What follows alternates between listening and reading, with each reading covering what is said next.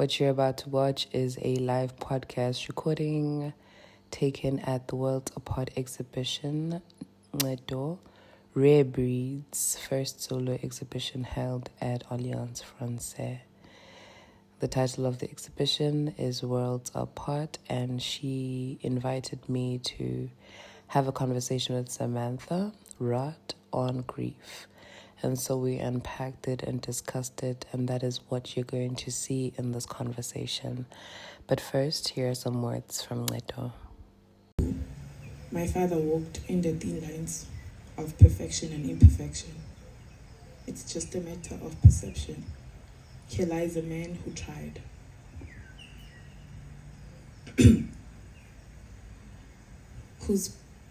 Here lies a man who tried, whose blood and sweat quite literally made a lineage.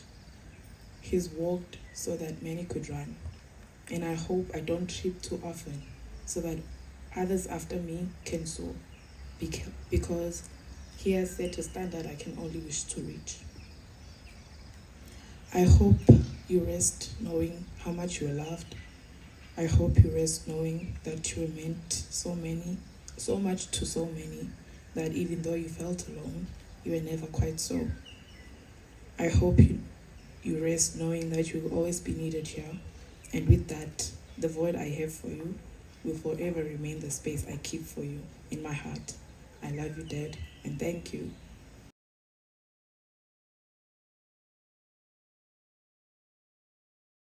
Grief then becomes something that we all inevitably experience, and it's not something that you experience only as an adult, but from childhood. Losing a favorite toy, if you've taken it somewhere, maybe you went to the gakoko and you didn't come back with it, you have to adjust to life. Because grief isn't just the loss of the thing, it's how you deal with it after.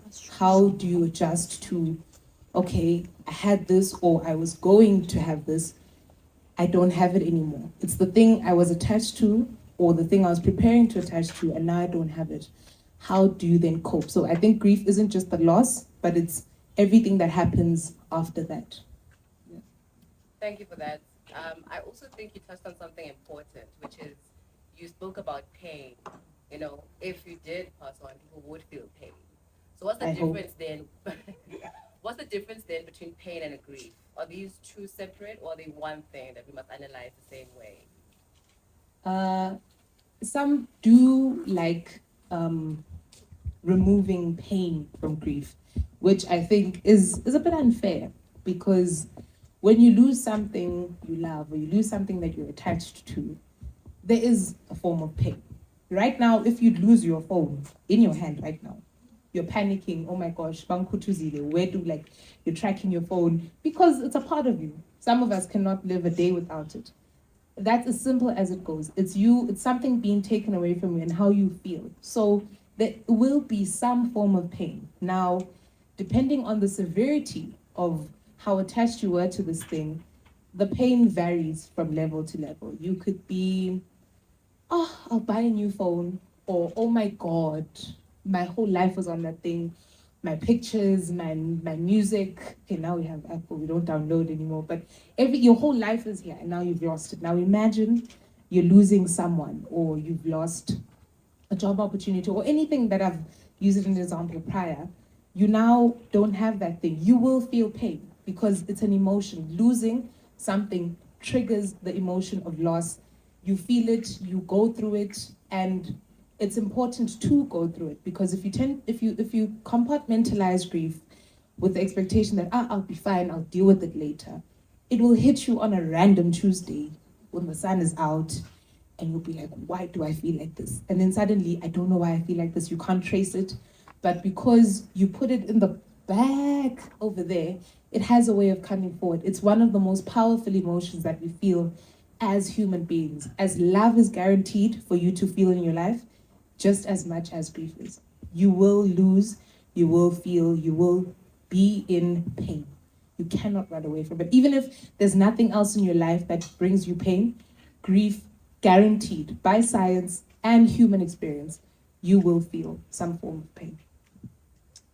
I think that's a good way to sort of look at it.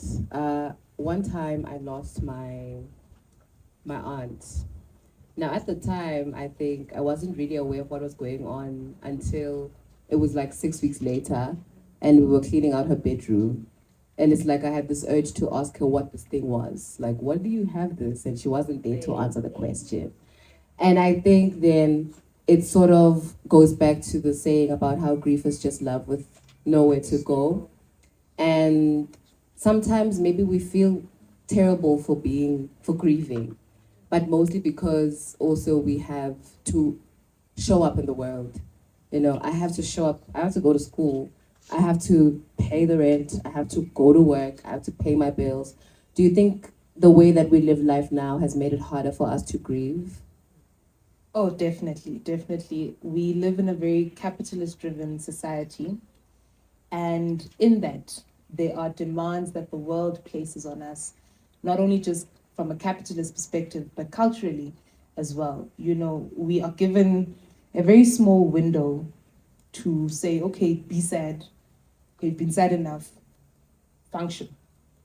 However, whatever deadline you're given, whether or not you can function, the world doesn't care, unfortunately. Notice when, for example, when you use a funeral, Magushwaniwe, there's the week of preparations. Oftentimes, the people who are deeply or most affected by said funerals are not the ones who are grieving. They're the ones preparing, running around. There's certificates, there's announcements, there's preparing for the memorial, there's the body, there's this, there's that. Then there's the memorial, then there's the burial. And then after that, everyone leaves and the dust settles. Now you're sitting there and then it hits you. A lot of people say that that's when they have the window to say, yeah. Some people, it's during the preparations. Wherever they've lost, they'd be like, yo, we can go to Malume. Malume knows what to do. What happens when you're burying Malume? You know, we don't have the time to grieve. We don't have the time to feel our emotions because you are a human being with responsibilities. You have a job, you have school, you are a parent, you are a sister, you are all the different roles you are in, whether or not you've lost this person. And the unfortunate part is that, in as much as the people around you can give you space, can accommodate you, can comfort you, even that is only for some time. It's conditional. We'll say, yeah, I'll be there for you. But 6 months down the line, when you're a mess in your room and you call them like, oh, hey, and the back of their mind's like, oh, rah. That's human nature. Unfortunately, we cannot stop it. People will get tired of your grief. And it's something that we hate to admit, but it is true. Our friendships, the relationships that we're in, be they platonic or romantic, are conditional. And grief is a condition of that friendship. You will want to be a mess 8 months after this loss, whatever the loss may be, and a blunt friend or relative of yours can even tell you straight to your face to get over it. They don't know what you're going through. You then have to find the time within your life or however you schedule your life to feel the grief. I like doing what I call scary hour, where I give myself an hour because my day is so busy. You have a 9 to 5, you have a 5 to 9. You need to find time to process what you're going through, because if you don't, the world isn't going to give it to you. You'll have a window, but beyond that, it's you and your job and your schoolwork and your rent and this and that, and those things don't end. In fact, they grow as you grow older. So our society doesn't allow us. The culture that we live in barely gives us a window, and within that window, it's very conditional. You can't fully, I'll call it the Swati, I'll say, as fully as you want to. Like, and that's as far as you can go. And unfortunately, that's not how grief is. Grief, you can't put it in a box. You can't put it in the corner somewhere. You have to face it head on. If you don't, it faces you back. By the time it faces you, yeah. I mean, it seems very, I don't know, depressing. The idea that if you live in a world that's so busy and you have no one to sort of talk to, you kind of end up feeling alone. You know, like you're in a dark corner. You're alone in this strange place, and the people or the things that used to give you comfort are no longer around to offer you that comfort. And I mean, yes, the human beings that live around us are very much love us conditionally or are able to be there with us conditionally. How then, in a world that's always demanding our time, our energy, do we cope with this? You know, a lot of times I meet people who don't want to get to know other people. They're not interested in forming new relationships because the letting go part is the hardest. Like at the point where you're going to walk out of my life, either by death or by choice. Now I have to cope with your absence. And there's a book that I once read where this lady was speaking about how when she loved someone, that's when she began to know and understand that absence has a presence as well. That something not being there is as heavy as the thing being there. Because when that thing is not there anymore, you're always looking and hoping to find it, and it's never there in anyone or anything. So do we just make a compartment in our lives to just keep living with the grief? Is that a part of the human experience? Or is there a point where we cure it? Or is that too much to hope for? Thank you for that. I think it again depends on our individual ability and again the attachment to said thing, because human beings are transient. We're here and we're not, you know. And in our here-ness or in our presence, our absence is, like you said, is just as heavy, because me not being in my friend's life, they will feel it, because there are things that I do, there are things that I say, there are jokes that I crack, there are songs that I sing that once I'm not there, you will feel, oh, Sam was here, she'd say this, or she'd be singing this. You will feel those things. And because grief is such a funny thing, you'll start looking for them in all the things around you and you won't find it, because it's a uniquely me thing. It's a uniquely that opportunity gone thing, you know. I remember my brother. I worried a lot after his death when I thought of he was supposed to graduate first and then I follow. I always like calling grief the what ifs that could have been. You know, I remember graduation, I was supposed to be so happy. And a part of me was, but a greater part of me felt so guilty. Like, I wasn't supposed to do this first. And I'm only doing it first because the person who was supposed to do it first wasn't there. So barely, I was the only person who was going to graduate. And I felt guilty. I shouldn't have, but I did, because we made a promise to each other. And the whole day I kept looking at things that he would have found funny and said, yeah, at my graduation, this wasn't going to happen, to try fill the void in my head when in fact there was nothing to fill, you know? So we learn, unfortunately, not only to live with the grief of what we're feeling, but to live with the thought of, in 10 years' time, how different life would be if so-and-so was still around, how their impact in our lives would have grown, how maybe you would have grown apart, how whatever it is that you've lost would have impacted you, and you will still feel it even once it's not there. You know, that's why people commemorate or pay tribute to artists years after they've died, because their songs are still as powerful. So whatever imprint you leave on people right now will still be remembered years on, because that's just how we are. And as much as we are passing, parts of us are staying. And they stay within the people who will also eventually pass.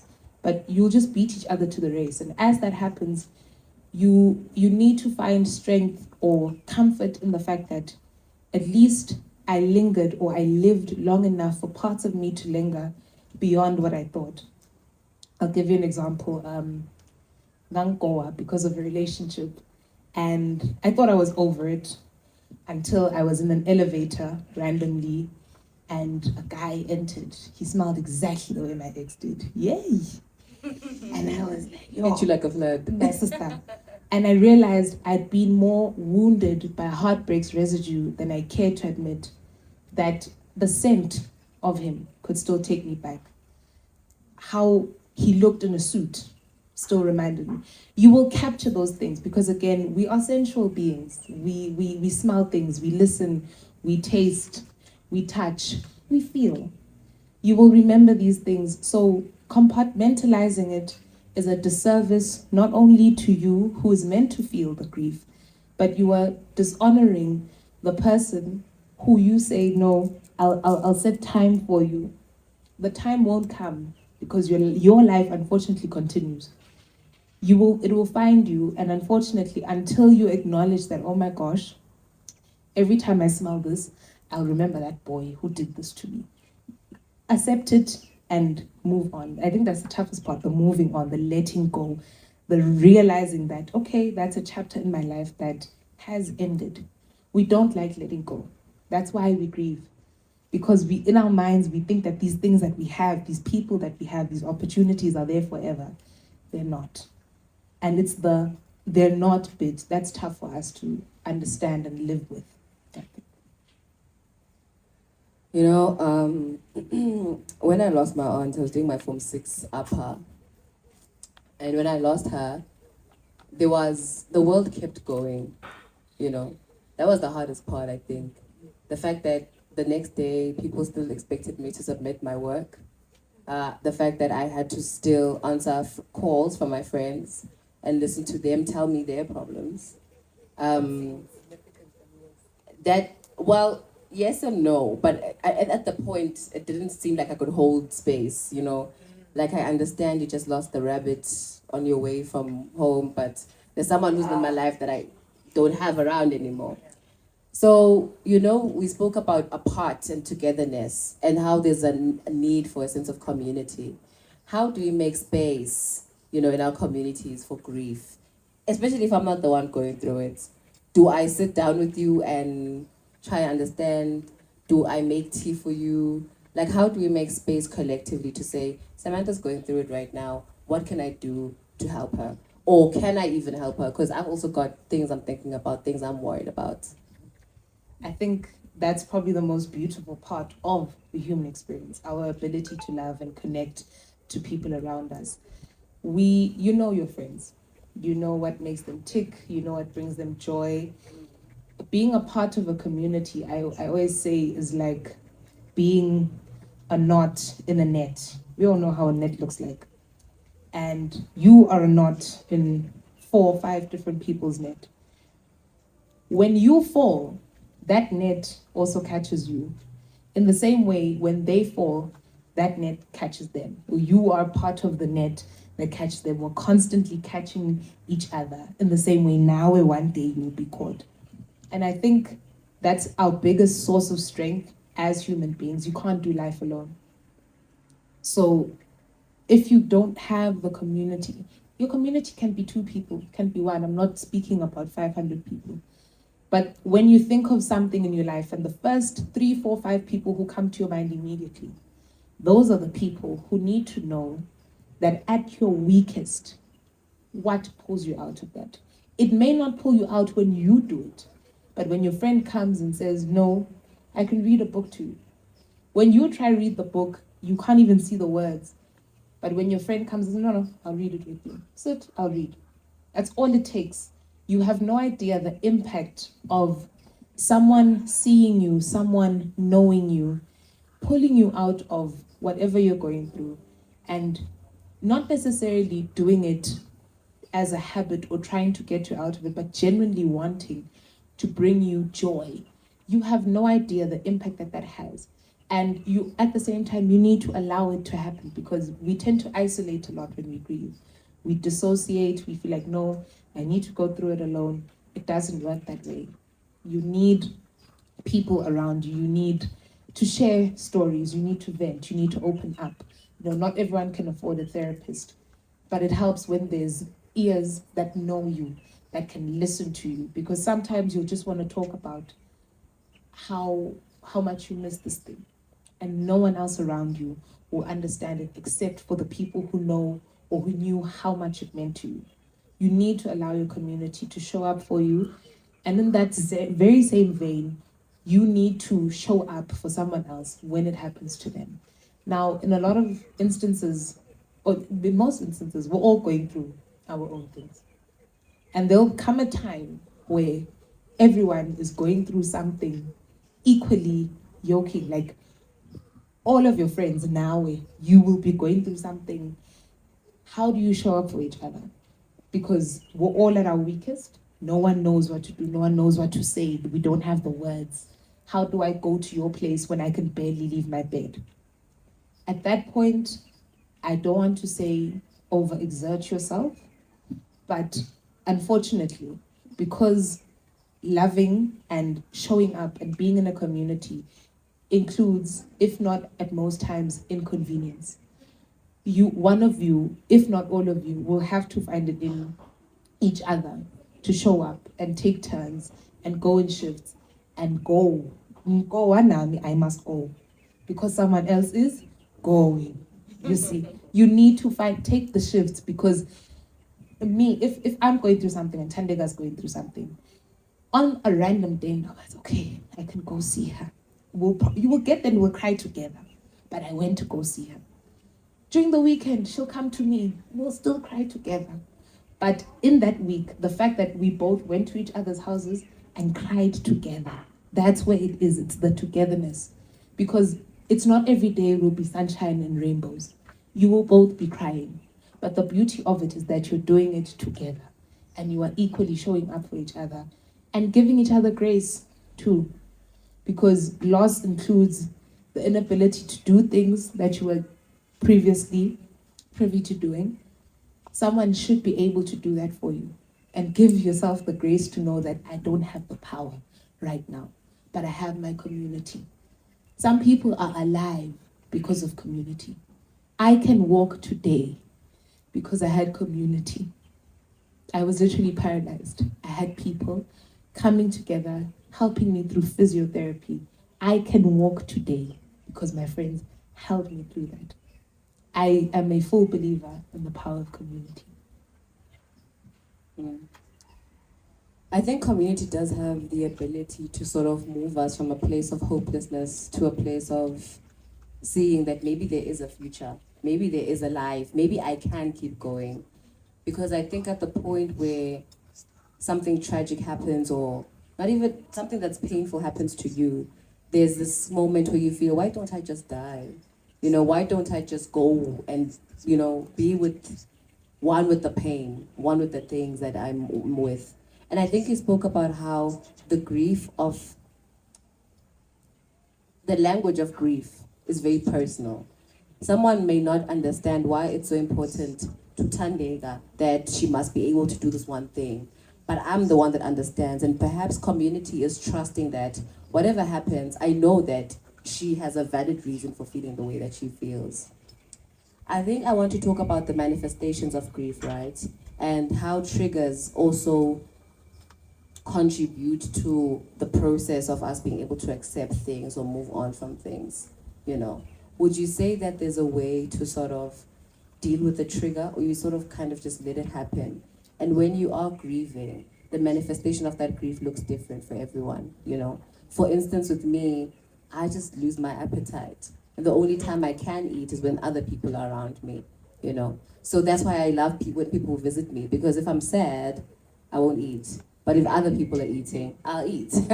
So I think that the manifestation of grief is different for everyone. And maybe we won't be able to see it or deal with it. But at a personal level, as Tandega, if I walk into a room and something triggers me, is there a way to cope with that? Or is it just the world is demanding that I feel my pain right there and then, and I should just let go and let it happen?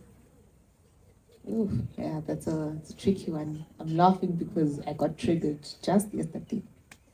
I think it also again depends on what the trigger is and what triggers you and how you handle shakeups in general as a human being. If you're able to, maybe you walk into a room and you see something, like I said, I was in the elevator, there's no space to go out, and I'm hit with the smell, because again, triggers are rooted in our somatic nervous system, so it's in our senses. What we see, what we hear, what we smell, taste, feel, we can't run away from that. But in that moment, in whatever way works for you, you need to ground yourself, because again, the life or the world around you isn't stopping.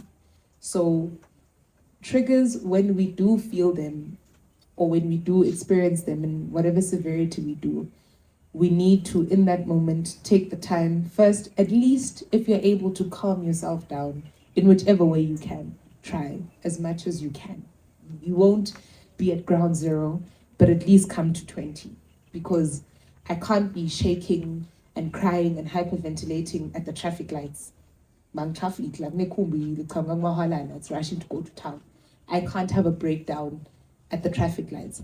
But if I can try to take breaths or take deep breaths and ground myself as much as I can to at least get into a parking lot, cry it out if I need to cry it out, to feel whatever I need to feel, let me do that. Because unfortunately, we don't have the space to calm down the way we want to, but we can at least try. And additionally to that, grounding exercises help us, even if it's not just a trigger, generally stress, anxiety, whatever emotion or whatever feeling you're feeling in that moment that's throwing you off your game, you need to find a way to balance yourself out, because once you do lose something, you will constantly, for a long time, for maybe 6 to 8 months, will be triggered by that, whether it's the loss of a person or a job. For example, if you apply at a building somewhere, I don't want to say a Paris State, every time you drive past there, you're going to imagine, you're going to think, you're going to feel. So you can't then have a panic attack every single time you pass there. The quicker you process it, or the quicker you understand why it makes you feel that way and how, or whatever technique you choose to use to get through it, the better it will be. Because for a long time, you'll be driving past there and feeling a certain way. But with time, we just say, hey, you know, and that's all it will be. Because really, that's what grief is. Ngangi na logo, or ngangi na zbani, and they're no longer there. But the quicker, and again, don't rush yourself. We're human beings, we will feel things. Sometimes you'll take 2 steps forward, a trigger will knock you 5 steps behind. Take the 3 steps, get back there, start afresh. It's a cyclical process, and the circle gets smaller with time until it's just, oh, okay, it's a bit of a rough day, we move forward. As compared to before, you'd need 2 days off from work just to process it. With time, you grow into it, but do find the things that help you. You're an individual, you know what works for you. Ground yourself as best and as quickly as you can, also giving yourself grace in that process. I think just to give a moment to sort of collect everything you've said into one bag is, initially we spoke about how there's a sense of togetherness that comes from knowing something or being with something or being with someone. And with that sense of togetherness comes this idea of love. And when you lose that thing, the love then stops having a place to go. But in order for you to be able to move forward, you need to accept that it was that important to you to begin with. And secondly, you need to be able to allow people to see the wound that you carry, which is also extremely difficult when you think about it. When you think about the fact that I might tell people I'm hurting and they might just laugh. Like, did you really think you and that person were gonna get married? Be serious, you know? And it's like, there's the shame of being able to name your pain or name your longing, or to be able to say to people, I'm actually feeling like this and I've been feeling like this for a while. And I think even as you're speaking about how we're supposed to deal with things in separate stages and phases. And what I'm getting from this is it's important to expose yourself even to the idea of not having or not knowing at that particular point in time. So I don't know, I think like maybe I'll just give you a chance to tell us your personal experiences with grief and how you've been able to move past that. And then I think we'll hand over to the crowd to kind of talk about their own experiences with grief and how they've dealt with them. Thank you so much. I have experienced different forms of grief. I won't say all. I don't know all the different forms of grief. I'm scared because time will come. But of the ones I have experienced, the most, or the strongest, were firstly losing my brother. Not because losing anyone else in my family didn't matter, but because his was, I was in denial for a very, very long time. Because we had spoken morning of said incident, and I was going to write my final paper, for in my first year. And when I got out of the exam hall, I found all these missed calls, and they're like, "Your brother's gone." Like, yeah, he's gone. He was going there. He's coming. They were coming to Swaziland, and like, no, like he's gone. And I'm like, okay, I might. I ignored it. Sorry, thank you. And when I ignored it, even while the preparations were happening, even while I was helping set preparations, it felt like I was helping someone else. It's like he's gonna come with like the car and say, "Hey, you guys need to go." Like I couldn't process it. When his older brother or our older brother arrived, day of the funeral, it turns out he'd been going through the same thing. So I'm like, hey, at least there's someone who understands. I dog, they're joking. What do you mean? Like we genuinely did not believe it. Like no, weird. He's just running late, as if we were burying someone else. And the day or the moment it hit us that he genuinely is gone, when we had to go identify the body. And what hit me was that the last time I saw him alive was during a video call. Thank God for technology. And now he's in a casket. Like a casket's the final, like that's it. Yeah, I've cried in my life, but you see that day, I don't know what they call bibitfane in English, but like mine was instant. Like, you know, you go, no, mine, I just, and from that moment, I don't know if they had to give me sedatives to rest, but when I woke up, it was the same thing. It hit me and I cried consistently. It was during COVID, so we couldn't even hug each other. We couldn't even comfort each other. So you were just alone crying. If you'd hug, you'd have to get sanitized. It was such a mess. But I remember at the root of that, the finality of him going was a thing of, he was too young. He was too young. He was 21. Like, what do you mean he's not here? Like that? No, he was here. He was coming home. What do you mean he is no longer here? And to this day, it still baffles me that I've experienced so many things in my life and he is not here. Like, that's the one title I have on his box of grief. What do you mean he's not here? I still can't come to terms with it. In as much as I know that he's no longer here, it feels unfair. Like, I've graduated, he wasn't there. I've gotten a job, he wasn't there. I did this, he was like, why is he not here? A part of me, I can't say is angry, but it's like, what took him away from me was so stupid. Why is he not here? So there is anger that I feel. And that anger, I realize, is something that I do experience in my grief. My most recent experience, I don't want to get into it, made me angry at God. Ngatvuba. Like, I was like, oh, I stopped going to church. I won't say I stopped saying I'm a Christian, but I was just like, no. At home, I was I didn't want anything to do with God, because it was like, how dare you take this thing away from me? And with that, I started dissociating. Like, I would zone out for hours on end, to a point where I felt like I was losing my mind. And going to work, I was a zombie. If you can ask me what happened in November of 2024, I don't even know. A war could have happened, because I couldn't reconcile the loss that I was feeling for that amount of time. And I couldn't even speak about it. It's what we call disenfranchised grief, where there's griefs that you go through that you can't speak of. And not because you're not allowed, not because there's a law, but because of the shame attached to it. And I was like, the only people I can tell I'm probably annoying.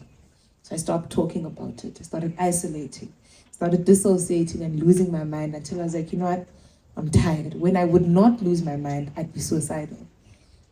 I got so suicidal, I Googled ways to die that weren't painful to me. Because I was like, a gun, it's gonna be messy. Car accident, what if I had someone else? So even in my ways to die, I'm still being considerate of the people. But I was like, you know what, helium is the best. I had a helium tank. That's how I was caught. Because everyone's like, you don't have a helium balloon business. What's going on? Why do you have a helium tank?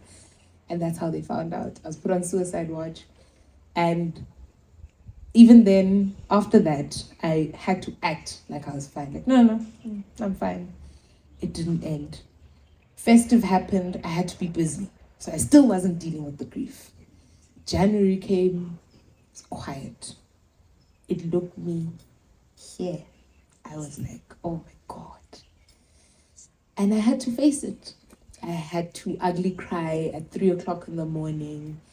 I had to sit down and write all the journal entries. I had to listen to all the grief support webinars and do all the textbook grieving that I could. And fortunately, it got me out of the thick of it. I'm not out of the woods yet, but I'm able to go through it now and to say, hey, it happened, it passed, my time will come, I'll have it again, I'll move right on. But it has not been easy. It was the first time grief made me feel suicidal because the deepest part of me wanted to be with the thing I lost. I wanted to physically hold it. And it was weird. The reason why I was so disenfranchised is because you're grieving something you've never held. You're grieving something you never see. It's there, but it's not there. And it's like, after that, what happens? How do you deal? How do you even talk about it to people? People won't understand. Okay, speaking cryptic now, I lost a baby. And it felt difficult because it was like, your life, you don't even know what this child would have looked like. But it mattered to me. I wanted to have my baby, I want to hold my baby. But how do you grieve something you've never held, you've never seen? You don't even know if that child would have grown up and been a para. You don't know. You're literally imagining your grief, if that makes sense. Is it valid?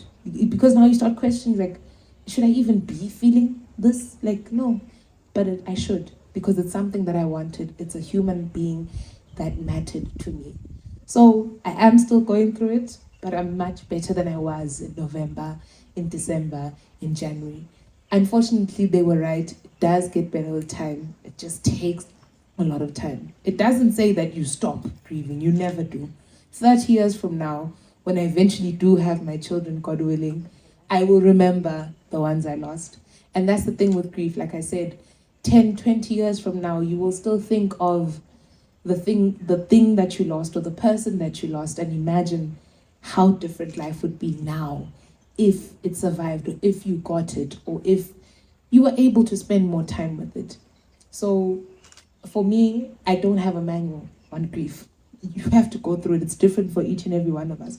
For example, people who lose a parent or a sibling, everyone in that house is grieving, but they're grieving differently because they experienced different versions of the same person.